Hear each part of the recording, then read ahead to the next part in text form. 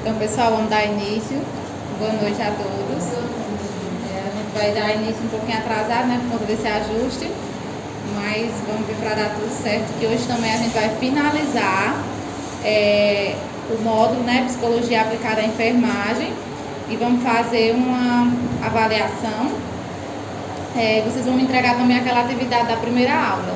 Todo mundo fez? Quem não fez, pode me entregar. Todos vocês estão no outro módulo de ética, não, né? Então, porque amanhã eu vou iniciar o de ética. Eu acredito que talvez então seja. Não, mas na primeira aula foi psicologia. Hoje a gente vai finalizar a psicologia aplicada à enfermagem. Aí hoje a gente conclui esse, amanhã já é outro módulo, que é ética em saúde. Então vamos iniciar. Quais foram os primórdios da psicologia?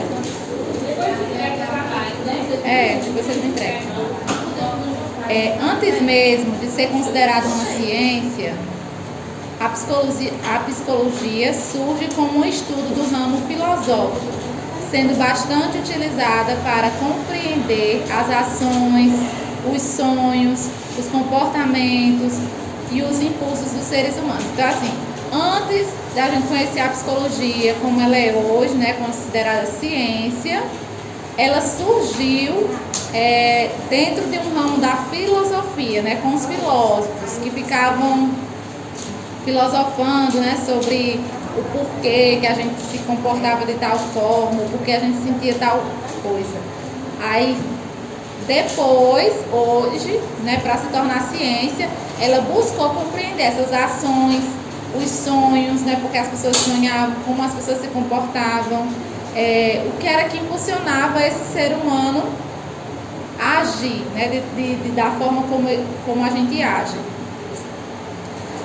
Antes dela ser ciência, lá para o século XIX, né, em meados do século XIX, que os problemas e temas da psicologia, até então estudados exclusivamente pelos filósofos, que elas começaram a ser estudadas por outros ramos, né, como a neurofisiologia e a fisiologia, porque antes só os filósofos se interessavam por pensar sobre esses questionamentos. Depois, né, a neurofisiologia e a fisiologia se interessaram também, só no século XIX.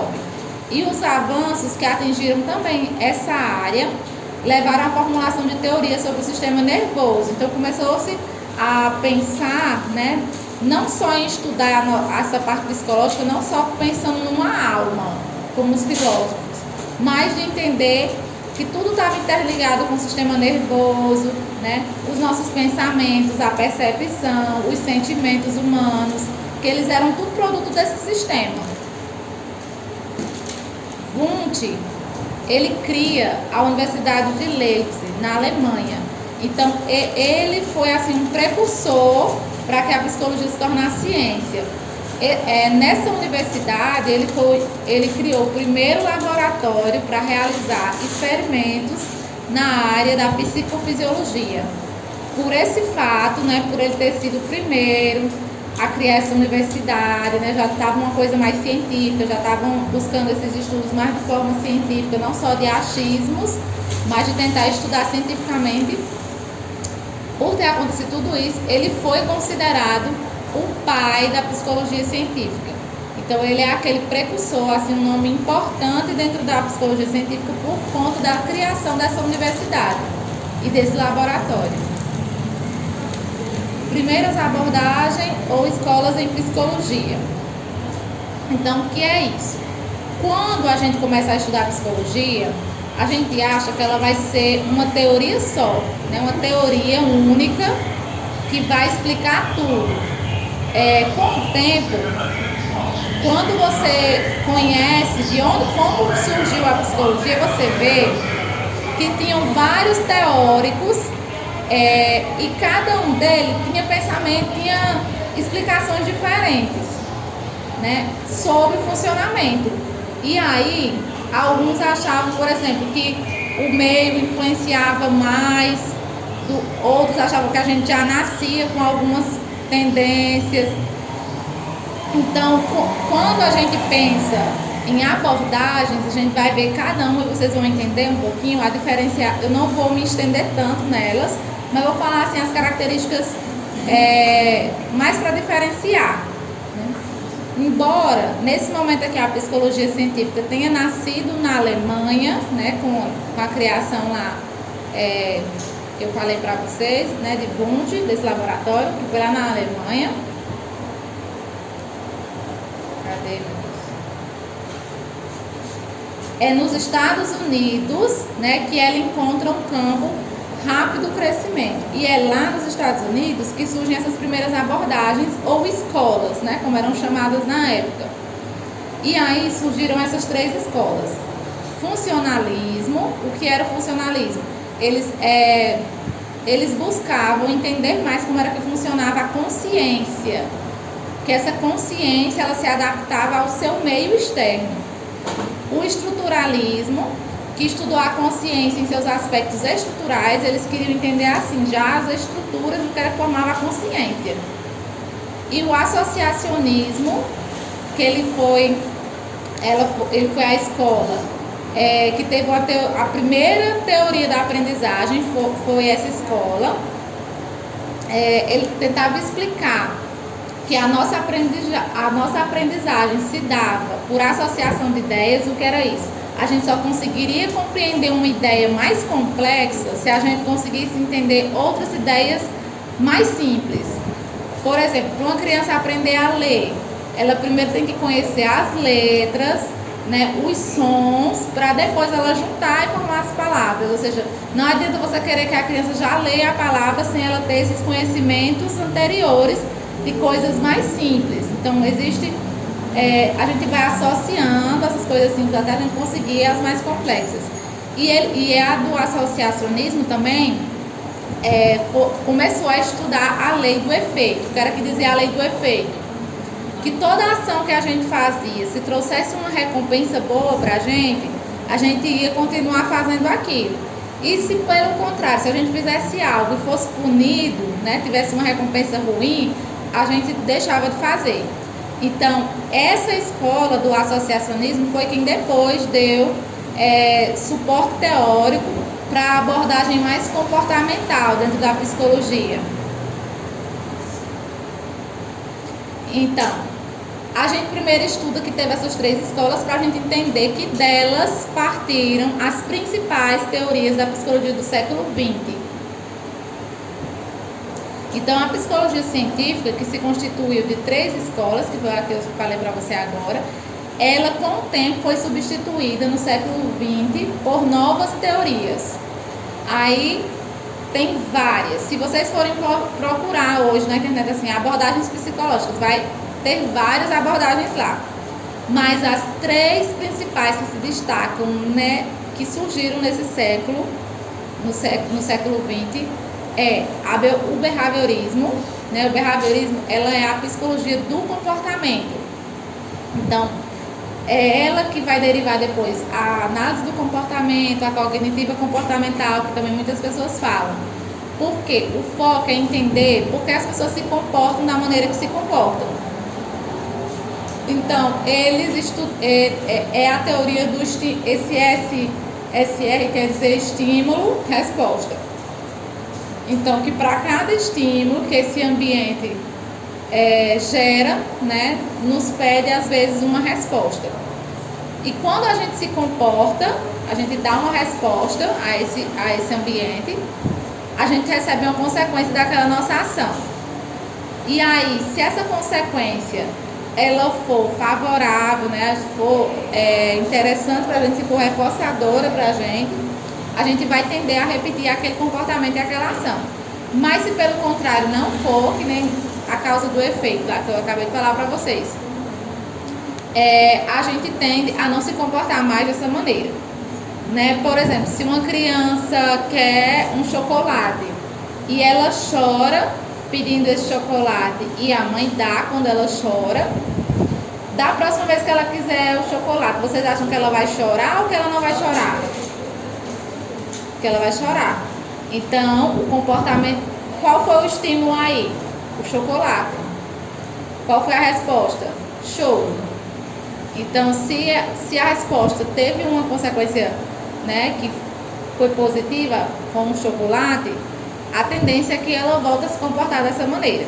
Então, só dando um exemplo simples, mas que os nossos comportamentos, para essa teoria do behaviorismo, é assim, né? A gente interage com o meio, tipo, não é que a gente fique numa situação de ser controlado pelo meio, mas é uma interação onde eu estou ali agindo com o meio ao meu redor, e esse meio que o behaviorismo fala não é só o meio externo.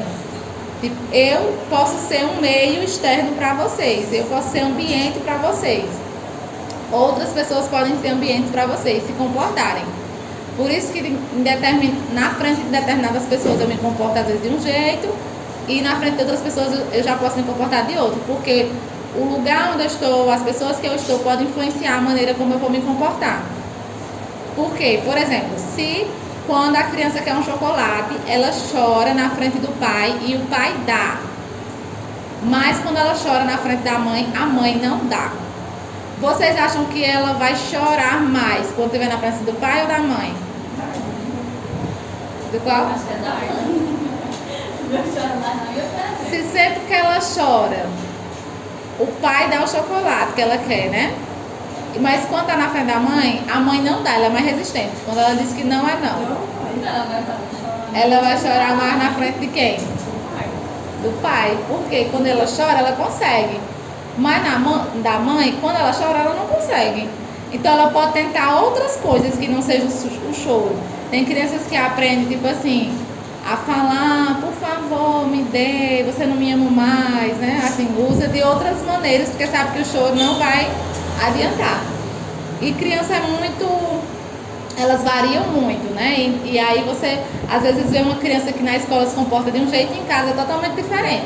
Porque o ambiente muda, as pessoas mudam, a maneira como as pessoas reagem às respostas delas mudam também.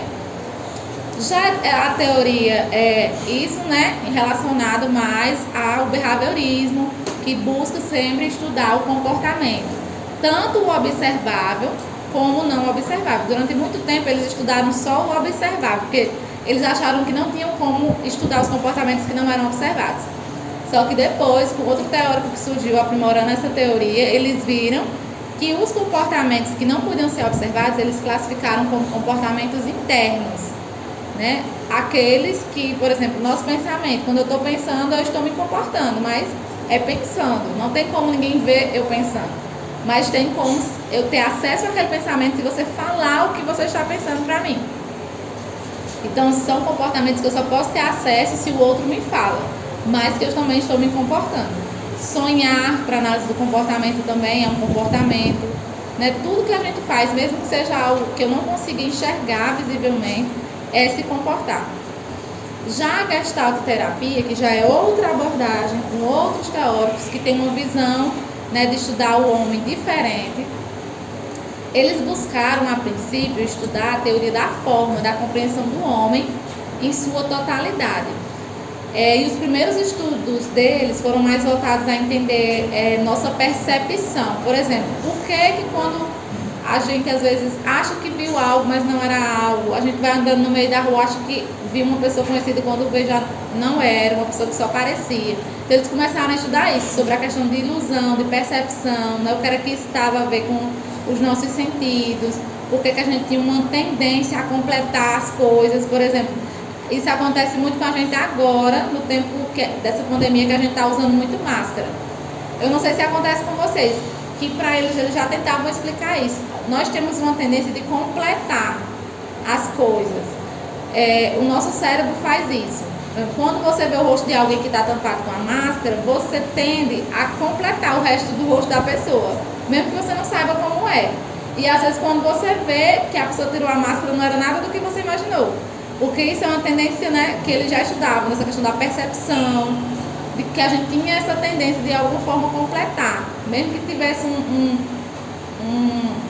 uma figura incompleta, é como se a gente tivesse essa tendência de completar o restante, né? E eles foram nessa ótica mais de estudar essa compreensão da percepção, da ilusão, de como é que a gente interpretava os estímulos ao redor, né? E a psicanálise, que também é algo que geralmente as pessoas têm mais conhecem um pouquinho mais, porque as pessoas falam muito de Freud, né? Freud é bem conhecido, então ele foi o pai da psicanálise. Ele veio contra todas essas duas teorias que estavam tentando focar uma estava no comportamento, né? O behaviorismo estava focando no comportamento e a Gestalt estava focando na consciência, né? Na percepção, nessa parte mais de consciência mesmo, de como é que a gente interpreta esses estímulos ao nosso redor. E já a psicanálise, ela vem para estudar o inconsciente, né? Ao contrário da consciência, era aquilo que você não sabia, que tinha alguns conteúdos, né, guardados nesse lugar que ele falava que era o inconsciente, da sua história de vida, de coisas que aconteceram, talvez coisas que foram mais traumáticas, que você levou para esse lugar que não era consciente, mas que estava lá, e que de alguma forma as doenças psíquicas daquela época, que não eram explicadas, que não tinham explicações, ele tentava explicar que era um conteúdo inconsciente que estava vindo à tona por forma de sintoma. Então ele vem, né, com essa criação do inconsciente que ia de encontro às outras teorias que estavam tentando focar mais numa coisa mais concreta, e ele cria esse inconsciente como um lugar, né, que não tem uma estrutura física dentro do nosso cérebro, mas é algo psicológico mesmo, assim, um lugar que a gente só imagina que, para a gente compreender que tem o inconsciente, o pré-consciente e a nossa consciência. Então, o que a gente sabe, o que a gente lembra, para Freud, né, é só uma pontinha do iceberg de várias outras coisas que estão nesse inconsciente, né, nesse lugar onde a gente guarda esses conteúdos desde a nossa história de vida. E aí eu não vou me deter tanto a essas abordagens, né? Vou passar para vocês falar um pouco, porque a gente também, o tempo é curto, e sobre a psicologia do desenvolvimento humano, que eu vou falar agora, a gente vai estudar sobre todas as fases. Então, cada fase tem suas características, e aí por isso eu não vou me deter tanto a essa parte teórica das abordagens, porque teria muita coisa para falar de cada uma. Mas eu acho interessante a gente focar também nessa parte das fases, né, do desenvolvimento, ainda dentro dessa disciplina, para a gente finalizar. Tem um videozinho, deixa eu olhar se eu passei lá agora.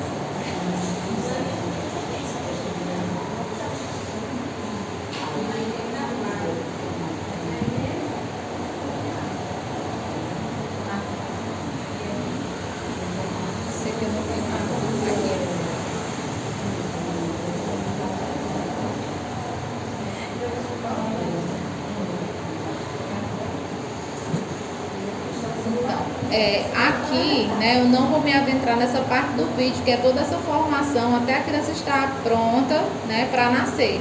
A gente já vai começar da fase da infância, né, de quando a criança ela já nasceu. Mas eu quis trazer esse vídeo, né, também para a gente pensar que tem muitas pessoas que às vezes falam assim, será que a criança já sente lá dentro da barriga da mãe, né? Será que a mãe passou por uma emoção forte, uma raiva, alguma coisa assim? Será que a criança sentiu, né? Ela já escuta dentro da barriga. Então, assim, a depender do mês gestacional que a mãe já esteja passando, a criança ela pode escutar já sons, né? Que assim, o corpo ele vai se formando, como vocês viram no vídeo.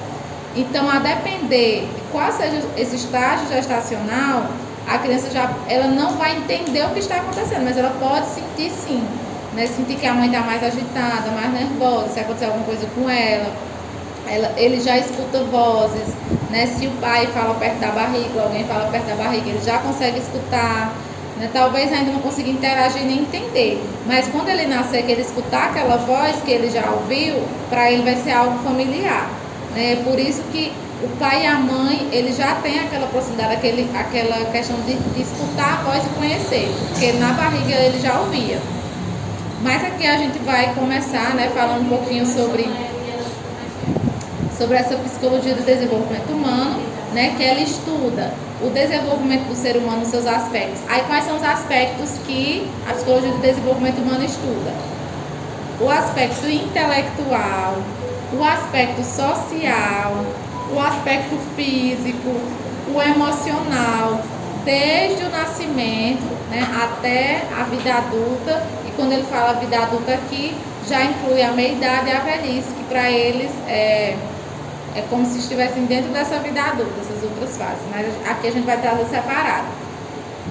Estuda como a cognição se desenvolve, porque, por exemplo, por que para algumas crianças, às vezes, tem alguns processos cognitivos que se apresentam em determinada idade, para outras, às vezes, está um pouquinho mais atrasado, né? O que é que esse meio tem a ver, a questão do estímulo, do ambiente que essa criança está crescendo, durante toda essa fase de crescimento.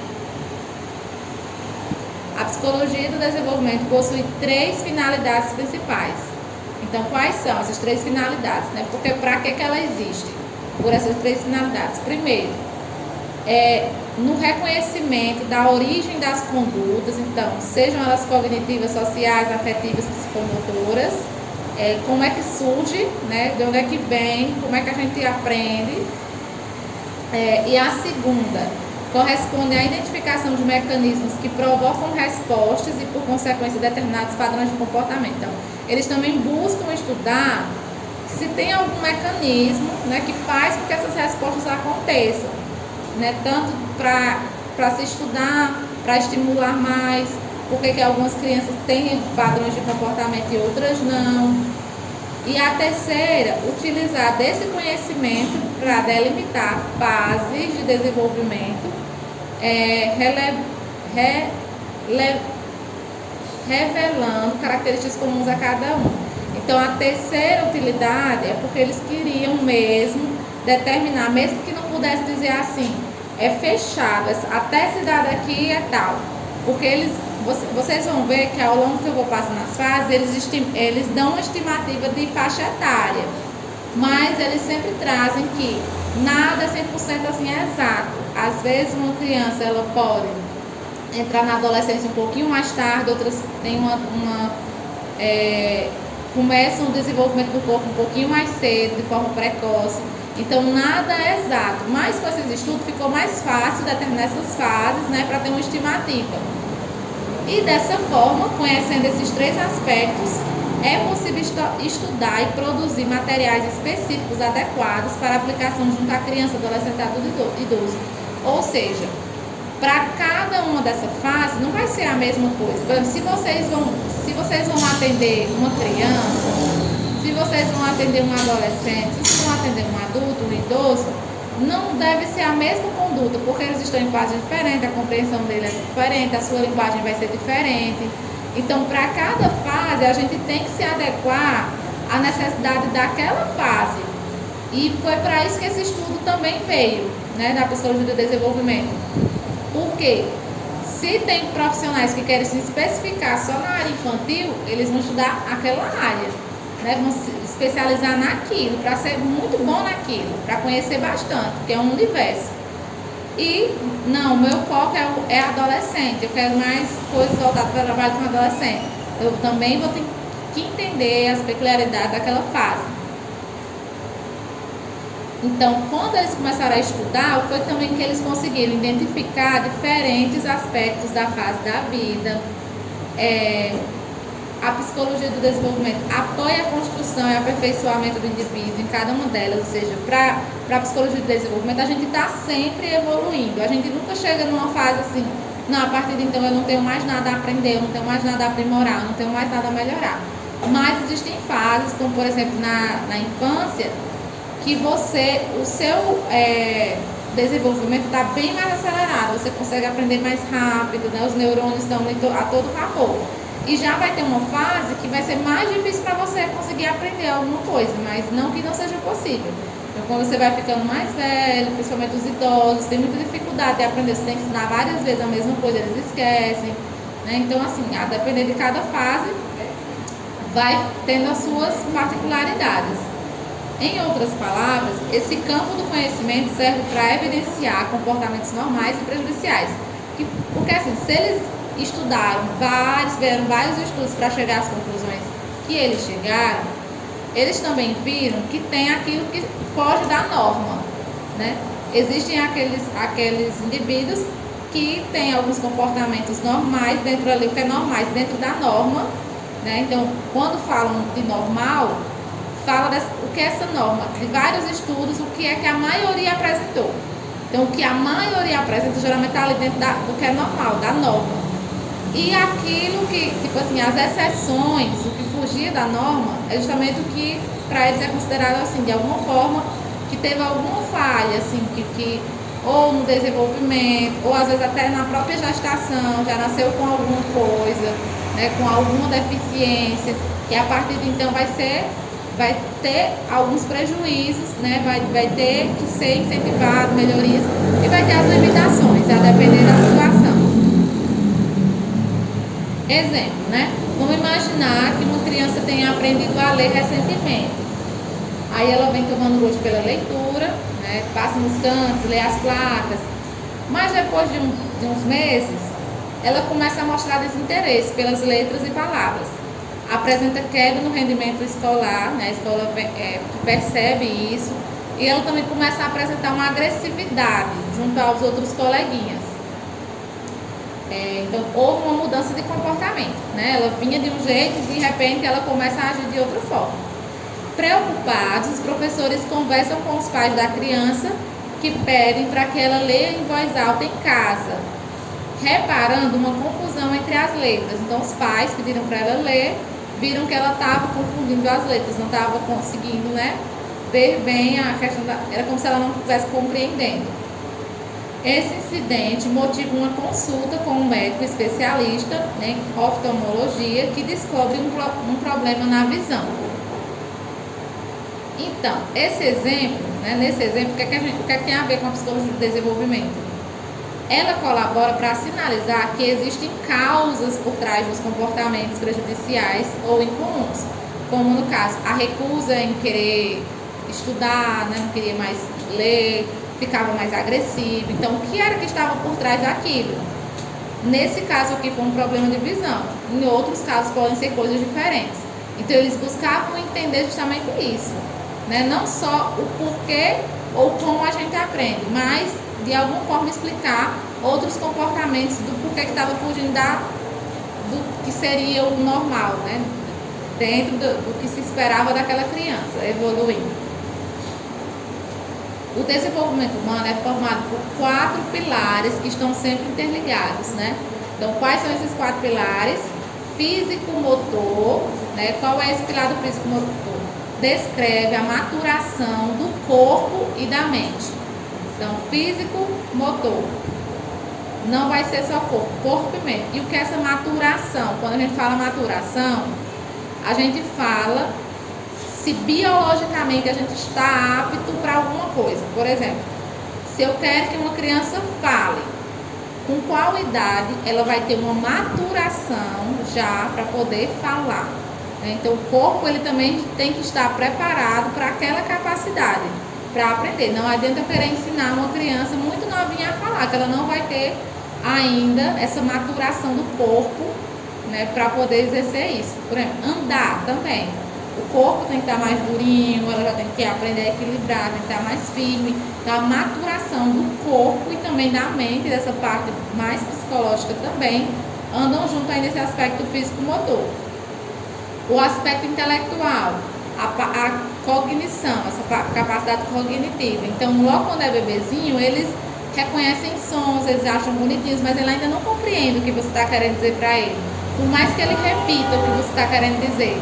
Né? Se você ficar falando mamãe, mamãe, e ele repita, mas depois de um tempo é que ele consegue aprender que é o seu nome ao lhe chamar. Mas logo no início ele só balbucia, só repete.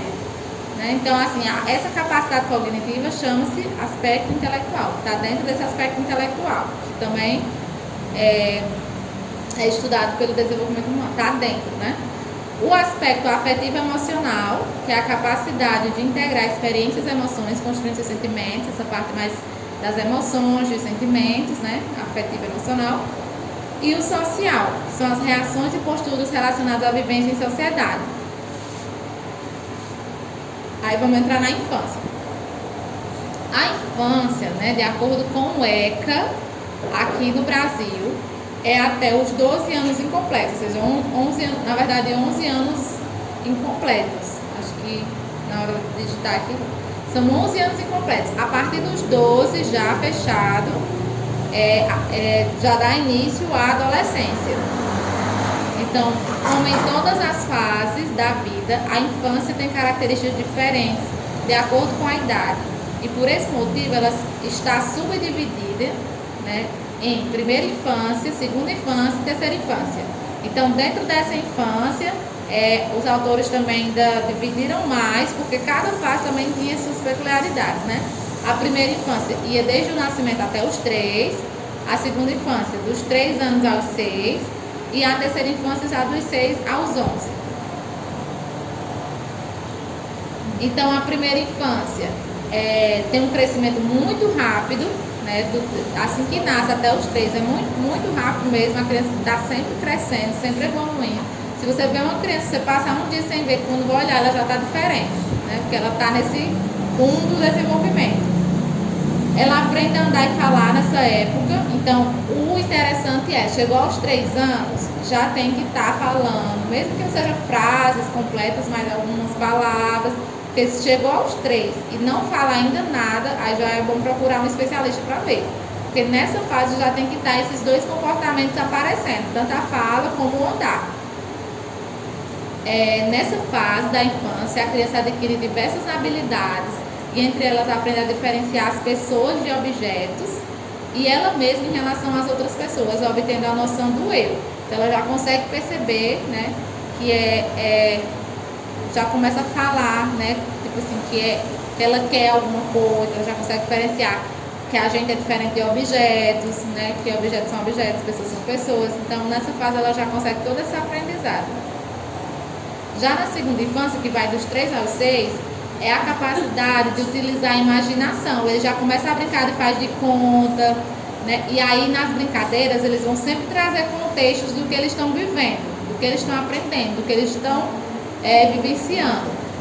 Se você pode prestar atenção numa brincadeira de uma criança, nada que ela traz para aquele conteúdo ali foi do nada. Ela viu em algum lugar, alguém falou para ela está sempre, por exemplo, se ela for no médico, aí depois ela vai querer brincar de alguma coisa relacionada àquilo. Se ela for num lugar, na brincadeira dela ela vai tentar replicar aquilo, porque ela está sempre justamente isso, vendo ao redor e tentando replicar nas brincadeiras. É a parte onde ela começa a descobrir essa sexualidade, só que essa sexualidade aqui nessa fase é mais voltada para o corpo mesmo. Ele já começa a ver que o corpo do menino é diferente do corpo da menina, né? Às vezes eles ainda falam e depois dizem, não, aí eles corrigem, não, o homem não faz isso, né? Mulher que faz isso, ele já começa de alguma forma aí aprendendo o que é apropriado nos termos para menino, para menina. E isso tudo vem do meio também, né? Porque a gente fica sempre falando, isso é coisa de menino, isso é coisa de menino, então eles vão meio que aprendendo aquilo. Ah, é brincadeira de menina, é brincadeira de menina, isso pode, isso não pode. Então, nessa fase aqui, essa descoberta da sexualidade é mais voltada para esse corpo mesmo, não ainda voltado para conteúdos mesmo sexuais. Se tiver ocorrendo aqui alguma coisa a mais do que só uma curiosidade relacionada ao corpo, a criança ela pode estar sofrendo algum abuso, porque assim, não é comum que a criança ela já traga essa erotização. Mas, por conta que hoje em dia as músicas são muito erotizadas e a gente sabe que existem muitos casos, né, de abuso infantil, a criança ela pode estar replicando uma coisa que está acontecendo com ela e às vezes as pessoas não se atentam a isso, acham que é coisa da criança, mas não, se a criança apresentar algo além disso, mais voltado realmente para um contexto sexual, ela pode estar sofrendo algum abuso.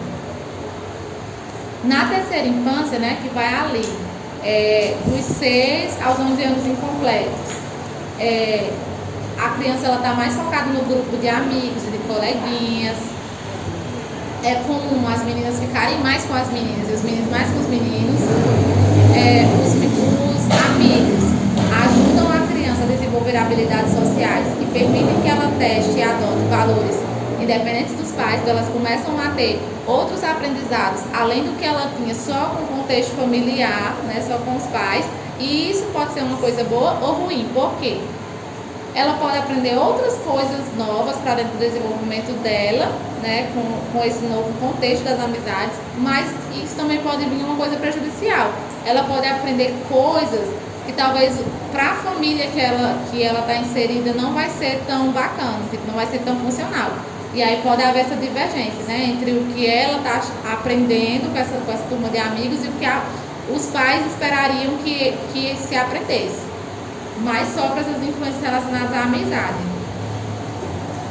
E aí a gente entra na adolescência, né? Que aqui no Brasil, de acordo com o Estatuto da Criança e do Adolescente, o adolescente, ele está ali dos 12 anos completos até os 18. Porém, não existe isso para o ECA, mas o que é que a psicologia do desenvolvimento diz? Que não existe uma idade exata que determine o início do período desse período, né? Assim, a partir de tantos anos já é adolescente. Vai depender muito, né, de como é também que esse adolescente já se sente adolescente, os comportamentos desse adolescente se são mais infantis, aí talvez ele ainda não tenha entrado nessa transição. Porém, não existe uma idade, assim, a adolescência é definida não apenas como um período de mudanças da puberdade, mas como um período de transição entre a infância e a vida adulta. Então, a puberdade é essa parte das transformações físicas, né, por meio dos hormônios. É o início da adolescência. Mas ela não é somente a puberdade, é também essa fase de transição, onde está se abandonando a infância, esse corpo infantil, né, as coisas de criança, para agora aprender as coisas de como é se tornar um adulto. Ainda é nessa transição, onde eu ainda estou passando da fase infantil, buscando ser um adulto, tentando me encontrar nesse mundo de uma forma, né, diferente, encontrar quem eu sou. O adolescente pode ser dividido em 3 fases, que é o pré-adolescente, o adolescente menor e a adolescência média e a adolescência maior. Então, no caso são 4, né? A pré... é porque a pré pode ser chamada também de adolescência menor, assim. É porque assim, geralmente a gente chama mais de pré-adolescente, né? Quando está ali naquela fase, ainda entrando na adolescência. E a adolescência média e a adolescência maior ou juventude. A pré-adolescência, os autores falam que vai ali dos 11 aos 14 anos. É onde começam as mudanças hormonais e físicas. É o início da puberdade, marca a saída da infância e a entrada na adolescência. Começa mais cedo nas meninas. Então as meninas elas entram nessa fase mais cedo que os meninos. A pessoa percebe o corpo se transformando muito rápido e nem sempre é uma situação muito tranquila. Por quê? Porque imagine, o corpo, ele não se transforma assim, como vocês viram no do embrião, por exemplo. Tem umas partes que eram maiores que outras, né? A cabeça era maior que o corpo. Então, no adolescente, quando ele está se transformando também, né? O corpo está se transformando, não se transforma tudo de uma vez. Então, às vezes tem parte do corpo que fica maior, aí começa a nascer pelo num canto, no outro não. Aí isso incomoda, né? A questão dos meninos. Aí tem a questão do tamanho, os membros parece que ficam maiores. Então, assim, o corpo ele vai se transformando, não é assim, rápido e na mesma proporção.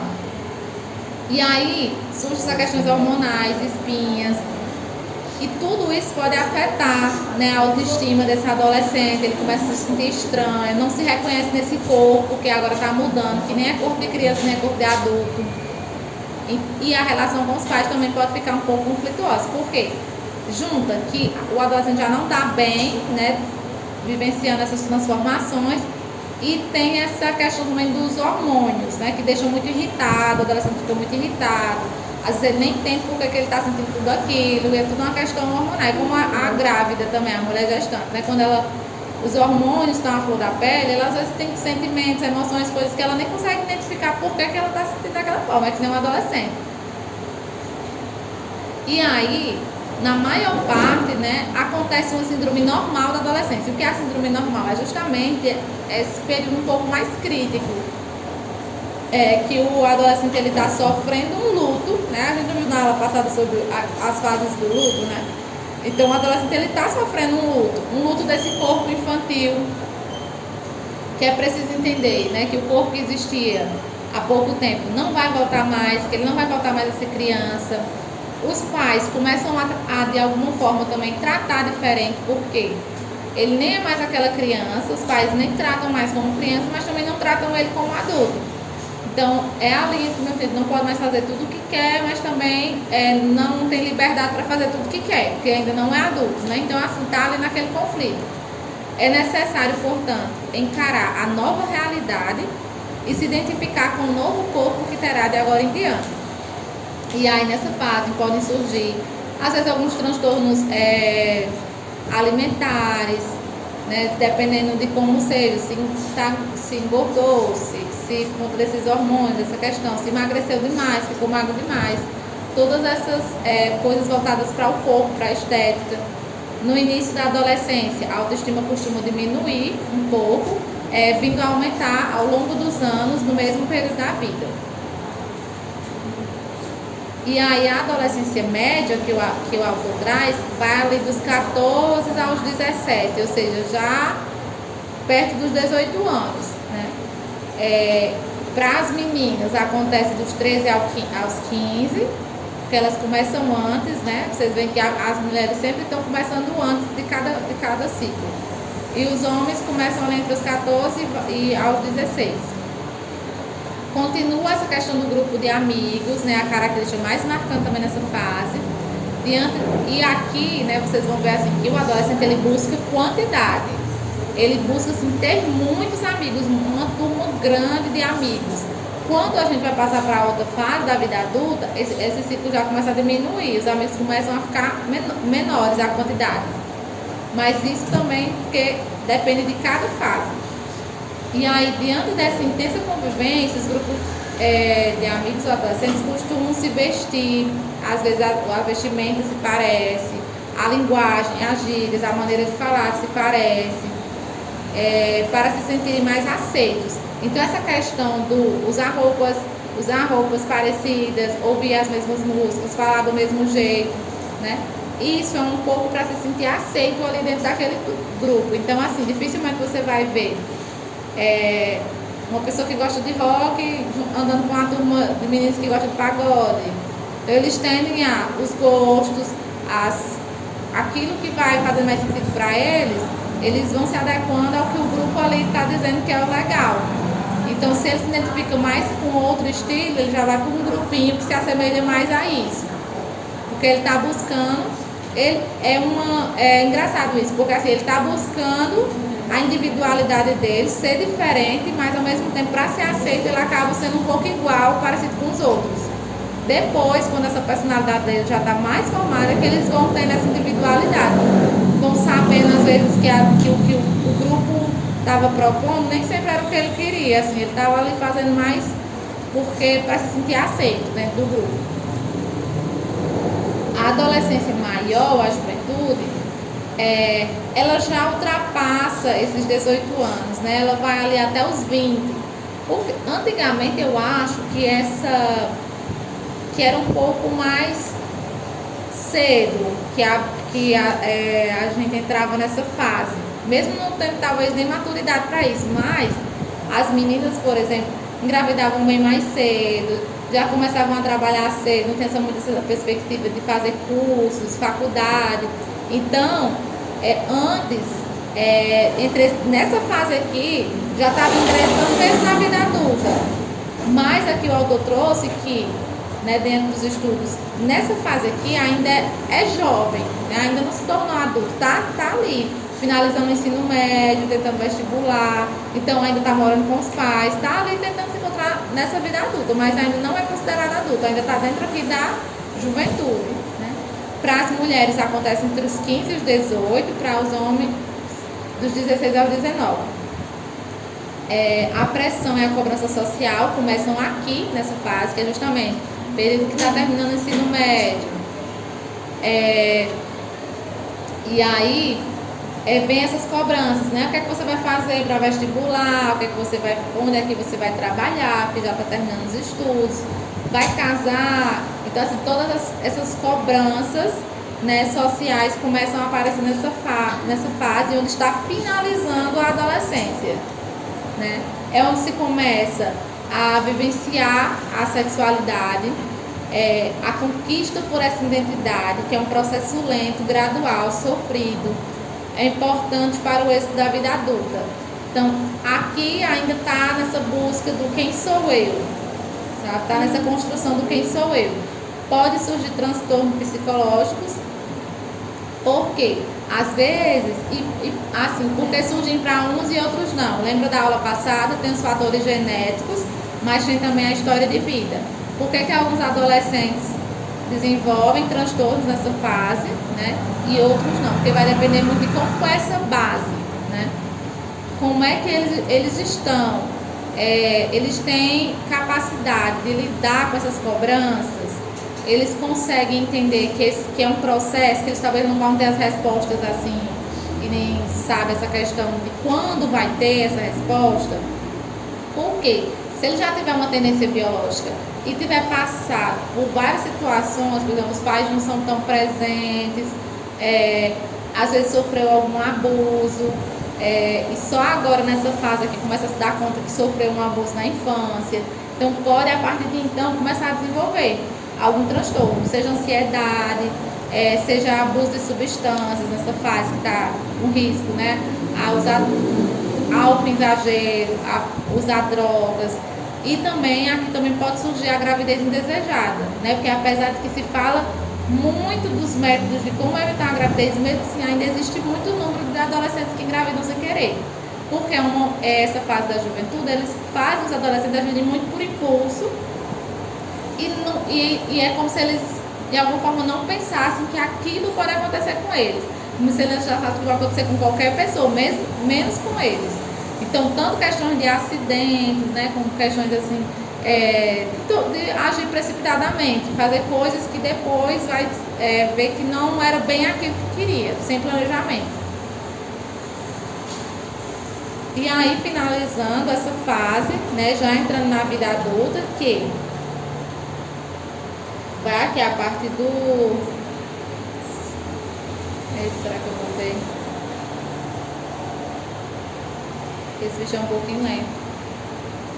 O ser humano encontra-se em contínuo processo de desenvolvimento, inclusive durante a fase adulta. Então a gente está sempre evoluindo. Mesmo na fase adulta a gente tem também ainda, estamos nessa fase de evolução.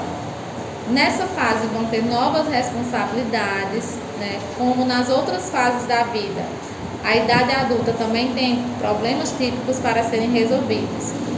O período compreendido como adultez Aqui também o autor subdivide em adulto jovem, meia-idade e idoso. Então é como se o adulto jovem, que é aquele adulto ainda no início da vida adulta, a meia-idade, né, e o idoso, eles estão dentro dessa fase adulta, os três, né?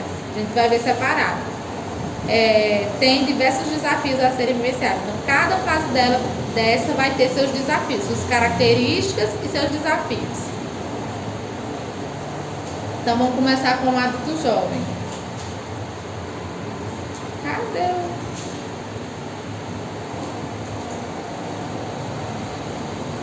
Eita, tô achando que eu... Será que eu salvei o slide errado?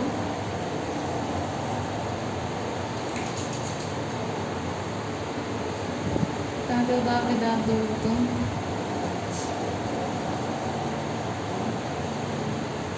Vamos finalizar aqui.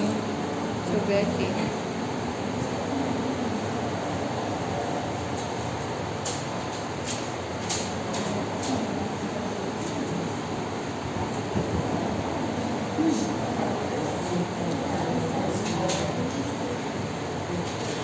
Ai, gente, eu acho que eu... Não tá aqui o restante. Vou ter que falar por esse só.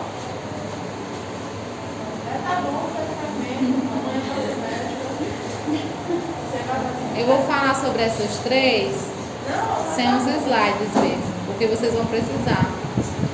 Eu mandei o texto no grupo.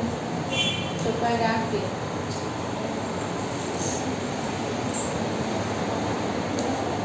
Mas eu acho que não veio. É só os últimos slides que não salvou. Acho que foi algum problema. Deixa eu ver aqui que eu mandei pra vocês.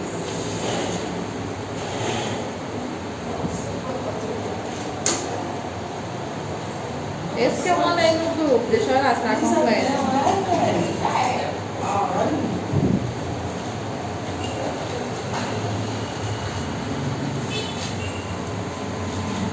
Esse que eu mandei no grupo tá completo. Vocês não estão com ele aí não, né? Baixado no celular? Não tem nem internet. Pois eu vou vendo aqui pelos slides que eu mandei. O que tá no grupo, ó, tá completo. Acho que porque quando eu fui salvar, falta só os últimos slides, esse daqui, ó. Vocês querem ver um pouquinho d'água? Querem? Vou encher também. Deixa eu ver aqui. Acho que tem internet aqui.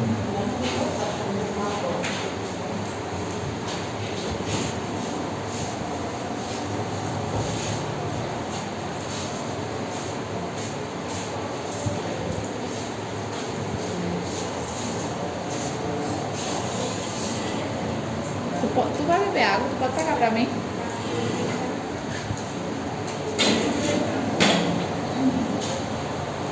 Esse trabalho que vai ser entregue hoje, eu posso entregar não. Amanhã. Ou na outra segunda. Que eu vou ter...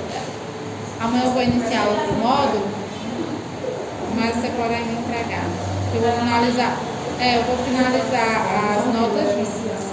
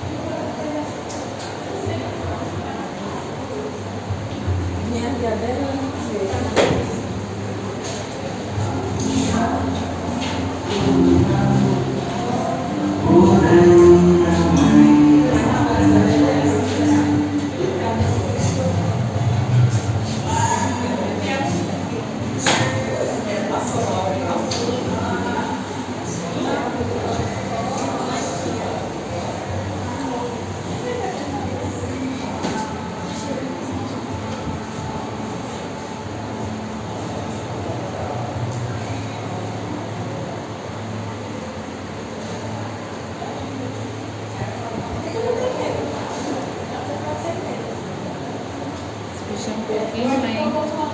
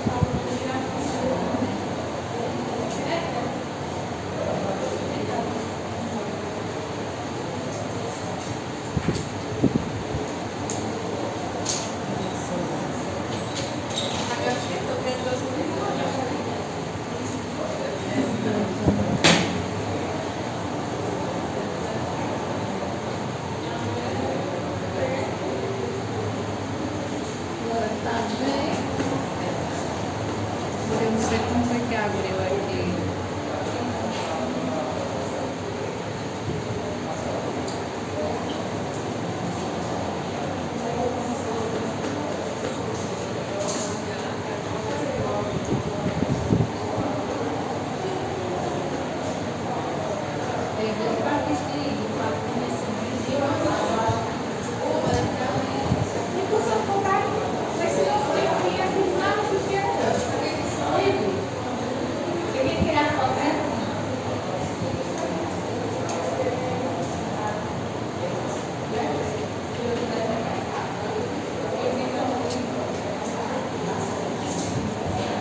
Acho que agora.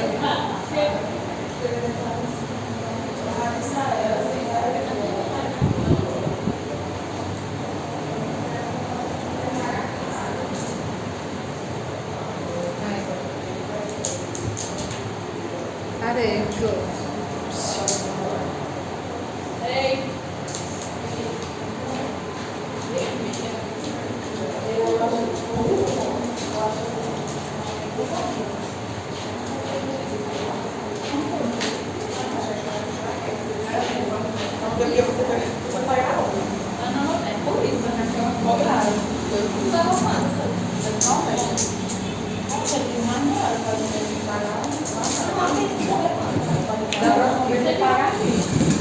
Vamos continuar. Já estamos finalizando.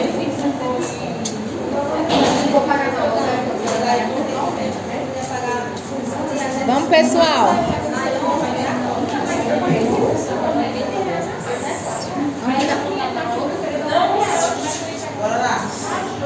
Achei. Vamos lá, só as últimas 3 fases para a gente finalizar. O adulto jovem, né, que vai dos 20 aos 40. Nessa fase, os adultos estão no seu auge físico e cognitivo. Então é a fase assim que mais, digamos assim, já passou pela fase do desenvolvimento, da adolescência, que eles estão vivendo o seu auge, tanto físico como cognitivo. As tarefas centrais no início da vida adulta são a aquisição e o aprendizado dos três principais papéis. Então, nessa fase aqui, eles estão voltados para aprendizado, para desenvolver bem esses três papéis. Que três papéis são esses? O papel de ter um parceiro, né, de ter um cônjuge. O papel de ser pai também, é nessa fase que, entre os 20 e os 40, né, que se for uma decisão de ser pai, de ser mãe, é aqui nessa fase que vai acontecer. E o papel também da vida profissional, da estabilidade financeira. Quais são as tarefas evolutivas tradicionais dessa fase? Encontrar um trabalho, né, a estabilidade, desenvolver relacionamentos afetivos de longa duração, agora podem ser adiados até os 30 ou mais. Então o autor fala que antes a preocupação com esses três papéis eram mais cedos, logo no início dessa fase, até mesmo antes dos 20, e que recentemente, né, com as atualidades, todo o processo que vem acontecendo, da mulher da inserção no trabalho e tudo, as pessoas têm adiado mais essa fase, né, do casar, de ter filhos. Está sendo aí dos 30 adiante. Cada vez mais os adultos jovens ampliam esse processo da educação, né, escolar e também faculdade, posteriormente, quando ele fala assim de educação escolar como um todo, faculdade, né, esses voltados para se especializar. E vão protelando, o que é protelando? Deixando para depois essa questão da paternidade. A paternidade, ela traz as alegrias, né, de ser pai, de ser mãe, mas ela também traz os estresses dessa função, né, de assumir um novo papel, a ser aprendido, né, que assim é o que a gente não nasce sendo mãe nem pai, a gente vai aprendendo, já executando esse papel. A satisfação conjugal declina após o nascimento do primeiro filho, então assim o casal vai ter que passar por um novo reajuste, às vezes eles já estavam ali ajustados naquela relação, e com a chegada de um novo membro, eles precisam passar por esse novo reajuste. Alguns casais conseguem fazer esse novo reajuste e outros não. Às vezes, no nascimento do primeiro filho, já acontece alguma separação. E permanece baixa durante a maior parte do início da vida adulta, né? Porque eles ainda estão nesse reajuste de entender que agora tem um outro ser, que vai depender deles, que vai ter que readaptar toda a rotina que eles tinham.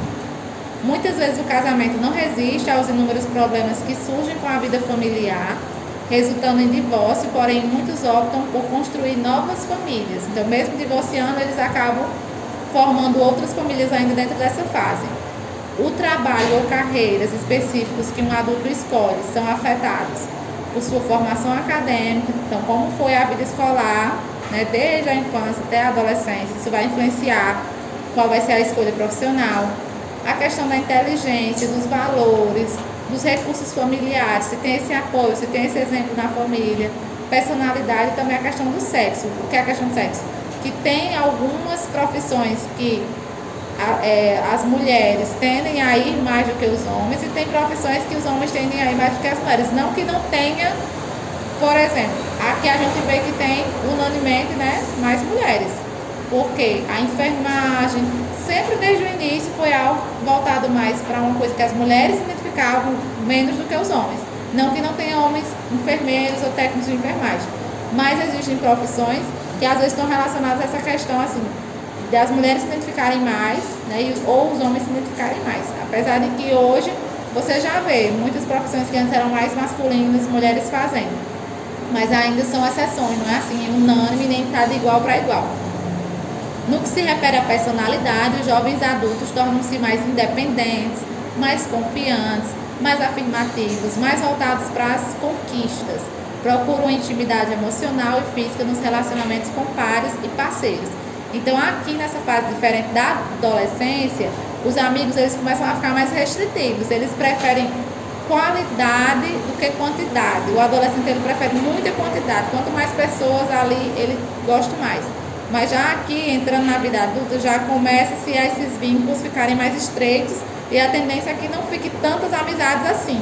Mas que as que fiquem, né, realmente vale a pena. Chegando na meia-idade, né, que vai dos 40 até os 60, é a época de ganhas e de percas, né? É a época onde vai ser uma época também de colheita, de colher o que foi plantado nessa vida adulta. É uma época para fazer um balanço, né, tomada de decisões em relação aos anos de vida que ainda resta. Então é uma fase onde a gente começa assim a pensar quanto de tempo ainda me resta, né? O que é que eu quero fazer, como eu quero me programar para viver a minha velhice de uma maneira bem. As capacidades físicas, elas começam já aqui a declinar. Ainda não é tanto quanto na velhice, mas a gente já começa a ver um declínio nas nossas capacidades físicas, inclusive no que se refere à procriação. Então aqui nessa fase é muito mais difícil as pessoas engravidarem, né? Apesar de acontecer e ser um pouquinho arriscado. Mas é uma fase que não tem tanto esse planejamento de engravidar.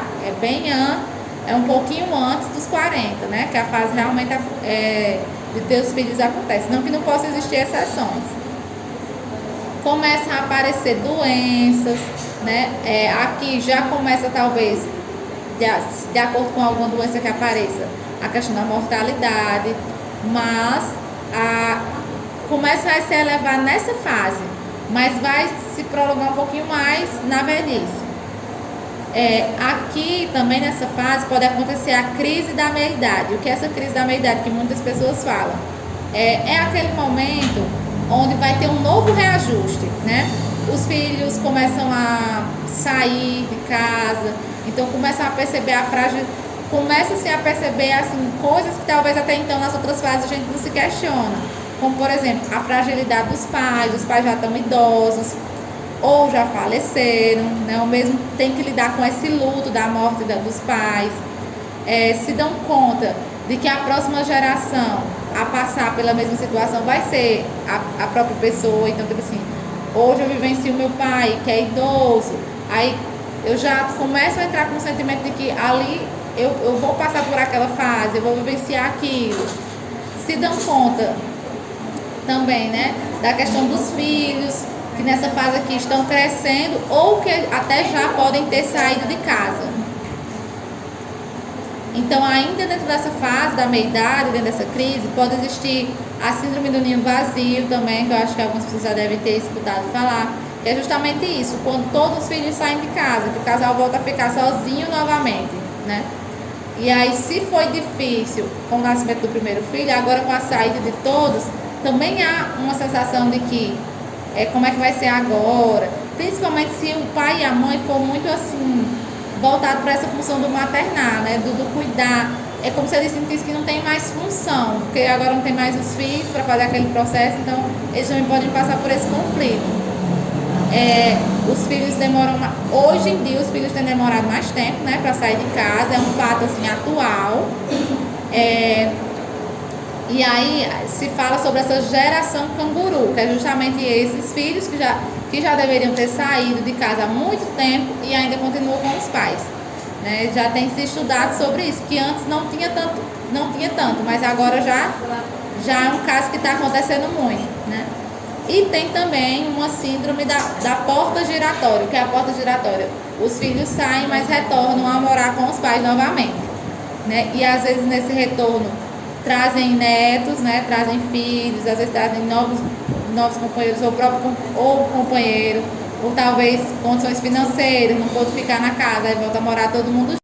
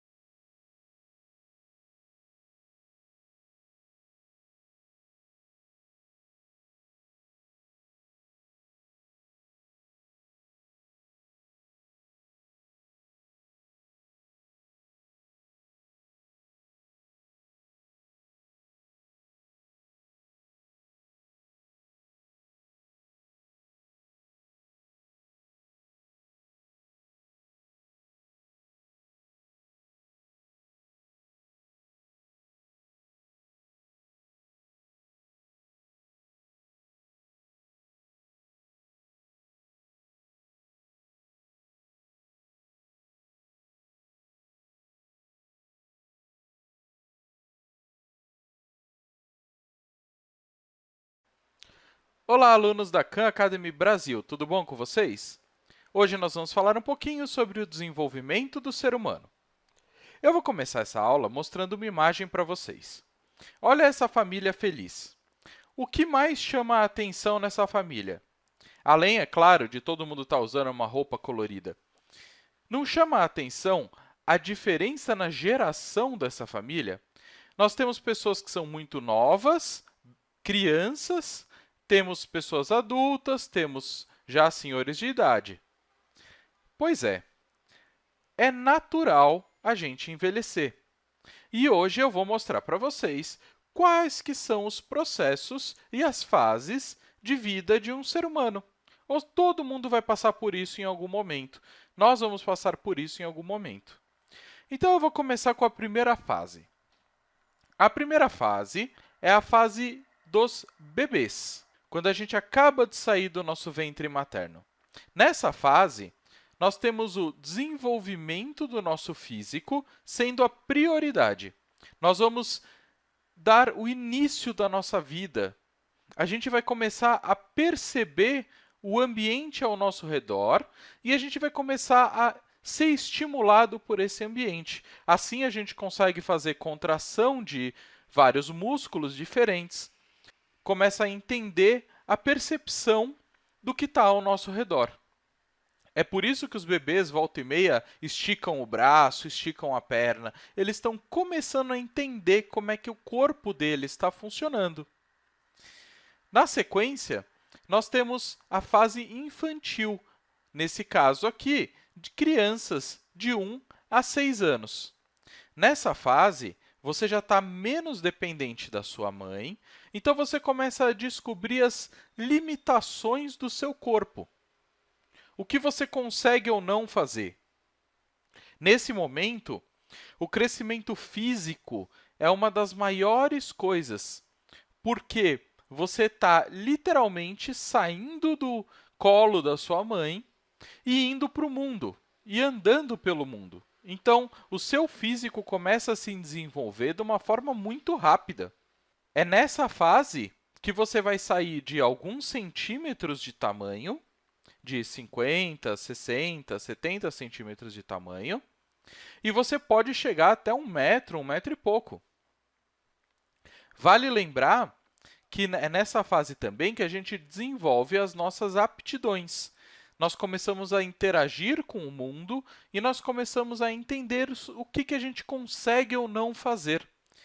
Essa é uma fase muito interessante. A segunda parte infantil, eu vou chamar de criança de 6 a mais ou menos 13 anos. Essa fase é uma fase onde você começa a brincar muito com os seus coleguinhas.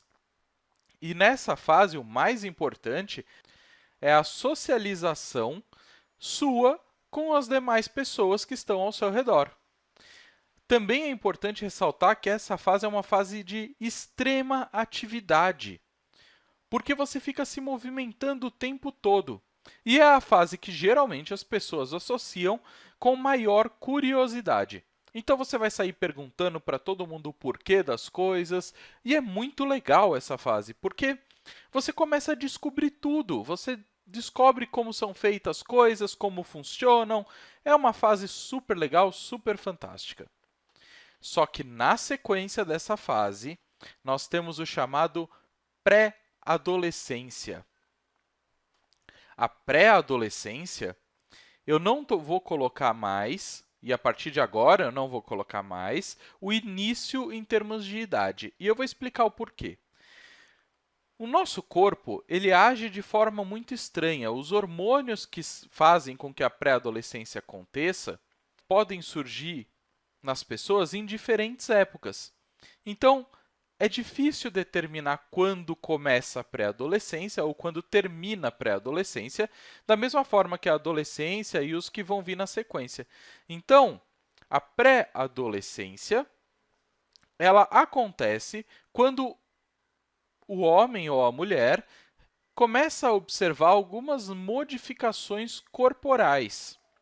É nessa fase que a gente vai começar a desenvolver para os homens pelos, por exemplo, pelos do bigode e da barba, pelos no peito e coisas do tipo. A gente vai começar a mudar o tom de voz. E para as mulheres, apesar do tom de voz não mudar muito, muda um pouquinho. Você desenvolve os seios, você também desenvolve pelos em algumas regiões, nas axilas, por exemplo. E é claro que todas essas modificações, elas estão relacionadas com mudanças hormonais no seu corpo. Porque são os hormônios que fazem essas modificações. E, já que está tudo modificando, é inevitável que você não estranhe o que está acontecendo. Então, você começa a se sentir estranho no seu próprio corpo. Depois da pré-adolescência, nós temos a adolescência.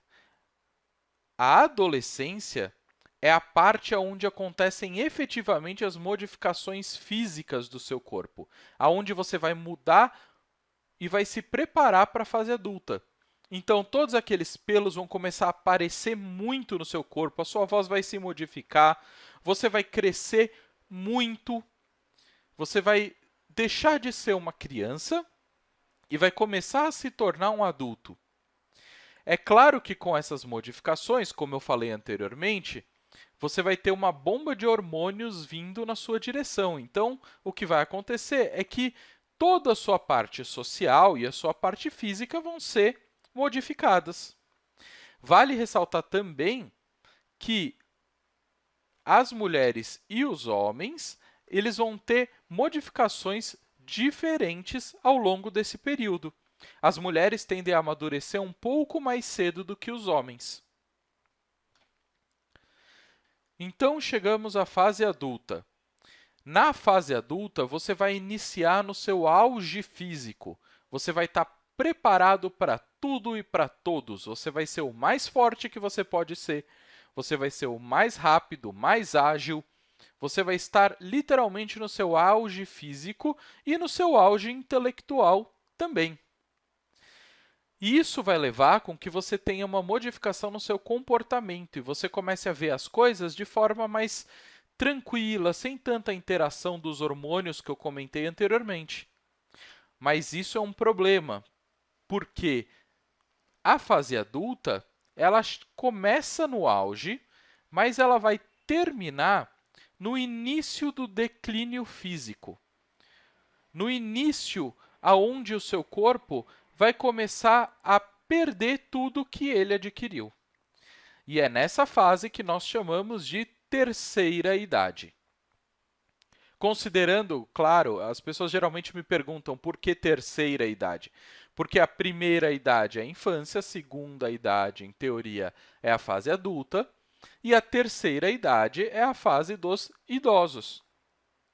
Na terceira idade, nós temos uma grande perda de colágeno. E esse colágeno vai fazer com que a sua pele comece a ficar um pouquinho diferente, fique um pouco mais enrugada. Então, você começa a ter essa consistência na pele um pouco mais frágil e um pouco menos elástica.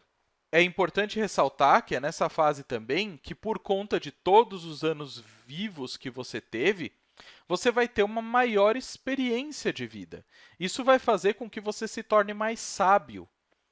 E essa é a parte muito legal dessa fase, porque você vai conseguir observar coisas que as outras fases não observaram. Infelizmente, isso vem com um preço. Você começa a ter um declínio físico. Os seus músculos não mais trabalham da forma com que deveriam trabalhar.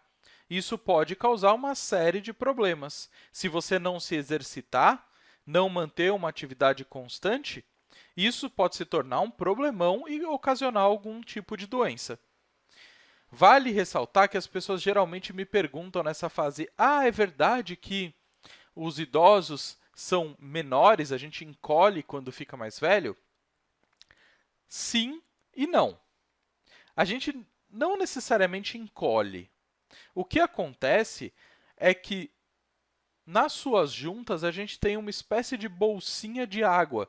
E essa bolsinha de água, ao longo da sua vida, vai se perdendo. A água que está dentro vai se desgastando. E daí, se você juntar todas as bolsinhas de água sendo perdidas, elas vão ficando menores, o seu corpo, a sua altura maior, tende a diminuir um pouquinho. Não é muita coisa, uns 5 centímetros mais ou menos, mas a gente tende a diminuir. Então, pode acontecer sim, de na terceira idade você diminuir. E eu vou falar uma curiosidade para vocês que eu acho muito interessante. Vocês sabiam que os únicos órgãos do seu corpo que continuam crescendo independente da idade são o nariz e a orelha? É exatamente por isso que quando você vê o seu vô, ou você vê aqueles cartoons de desenho animado, os idosos tendem a ter um nariz muito grande e uma orelha muito grande, porque eles não vão deixar de crescer. Imagina se existisse alguém imortal, o tamanho do nariz e o tamanho da orelha que ele não ia ter. Eu espero que vocês tenham gostado da aula. Eu aguardo ver vocês novamente aqui na Khan Academy. Muito obrigado!